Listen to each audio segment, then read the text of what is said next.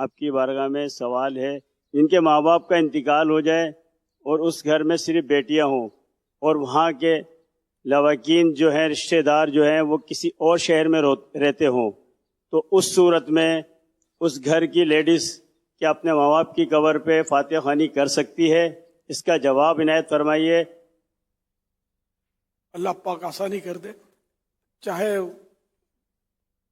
Ladies ہو یا نہ ہو، مرد ہو یا نہ ہو، قبرستان جانا تو شرائط میں سے تو نہیں ہے۔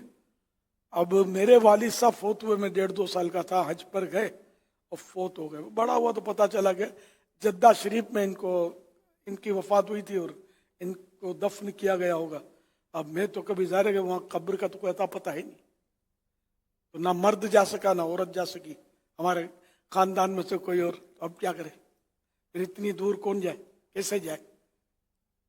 تو یہ مطلب کوئی شرط نہیں ہے، تو نہیں نہ جائیں۔ ایصال ثواب کے لیے قبر پر جانا شرط نہیں ہے، ایصال ثواب گھر بیٹھے بھی ہو سکتا ہے، تو ماں باپ کو گھر بیٹھے ایصال ثواب کرتی رہیں۔ قبرستان جانا منع ہے عورت کو، مزارات اولیاء پر بھی عورت کو جانا منع ہے۔